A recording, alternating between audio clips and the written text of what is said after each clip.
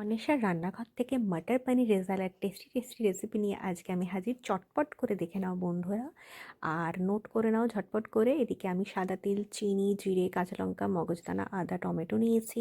আর গুঁড়ো মশলার মধ্যে আমি কাসুরি মেথি, হলুদ, কাশ্মীরি গুঁড়ো লঙ্কা, জিরে গুঁড়ো আর গোটা গরম মশলা নিয়েছি, ছোটো এলাচ, বড় এলাচ আর ধনেপাতা আর কড়াইশুঁটি। আলুটাকে আমি কেটে নিয়েছি ডুমো ডুমো করে, আর এদিকে পনিরটাকেও আমি ডুমো করে কেটে নিয়ে চিনি দিয়ে নুন দিয়ে ভিজিয়ে রেখেছি। আলুটাকে আমি ভেজে নিচ্ছি, আর আলুটাকে তুলে নিয়ে সেই তেলের মধ্যে গরম মশলা, তেজপাতা, শুকনো লঙ্কা ফোড়ন দিয়ে বেটে রাখা মশলাটা দিয়ে ভালো করে কষাবো।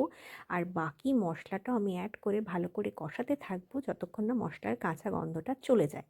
আর এর মধ্যে আমি কড়াইশুঁটিটা অ্যাড করে দেবো। কড়াইশুঁটিটা চাইলে আপনারা আগেও সেদ্ধ করে নিতে পারেন। আমি কড়াইশুঁটিটা দিয়ে ভালো করে আরেকটু কষাবো 5 মিনিট, তারপরে একটু টমেটো সস দিচ্ছি, একটা সুন্দর টেস্ট আসে।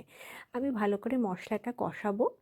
দেখুন খুব সুন্দর তেল ছেড়ে গেছে, আর স্বাদ অনুযায়ী একটু নুন দিয়ে আমি ভেজে রাখা আলুগুলো দিয়ে দেবো।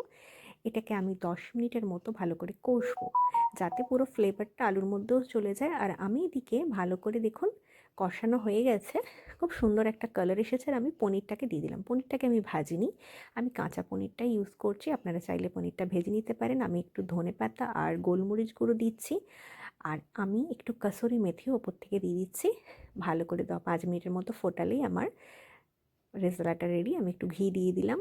আপনাদের সম্পূর্ণ ভিডিওটা কেমন লাগলো আমাকে অবশ্যই লাইক, কমেন্ট, শেয়ার করে জানাবেন।